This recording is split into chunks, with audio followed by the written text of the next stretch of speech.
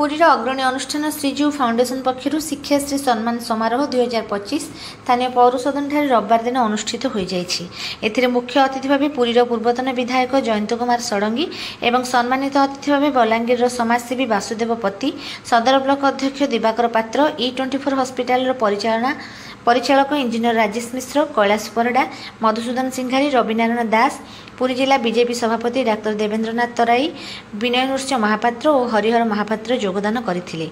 अनुष्ठान सभापति संजीव कुमार रथ शर्मा और संपादक अरुण मिश्र समेत अतिथिगण महाप्रभु श्री विग्रह सम्मुखें प्रदीप प्रज्वलन पूर्वक कार्यक्रम को शुभ उद्घाटन करथिले। अतिथि माने निज निजर अभिभाषण में वृक्ष ही जीवन में विद्या अध्ययन करने सह समाज सेवा निजक नियोजित करने को छात्र छात्री मानक आह्वान देइथिले। एहापरे विभिन्न क्षेत्र में उल्लेखनीय अवदान पर किसी व्यक्ति विशेष को सम्मानित करा सह चलित वर्ष पुरी जिले में 10वीं श्रेणी में प्रथम स्थान अधिकार करथिबा 70 जन एवं +2 रे टपर होइथिबा 18 जन छात्र छात्री को अनुष्ठान पक्षर अतिथि मान द्वारा पुरस्कृत करा जायतिला। शेष में Nataraj dance academy, step up dance centre, Aarti dance academy, CBS dance academy और झाड़ेश्वर डांस एकाडेमी आदि कलाकार मान द्वारा विभिन्न सांस्कृतिक कार्यक्रम परिवेषण करा। मुख्य आकर्षण था ऑपरेशन सिंदूर नृत्य। एथिरे भारतीय सेनार वीरत्व गाथा को कलाकार माने मंच में उपस्थापन करथिले। एहाकु दर्शक माने उपभोग करथिले।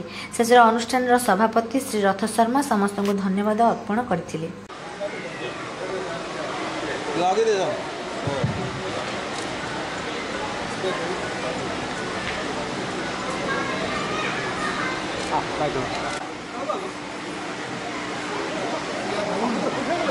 अनुरोध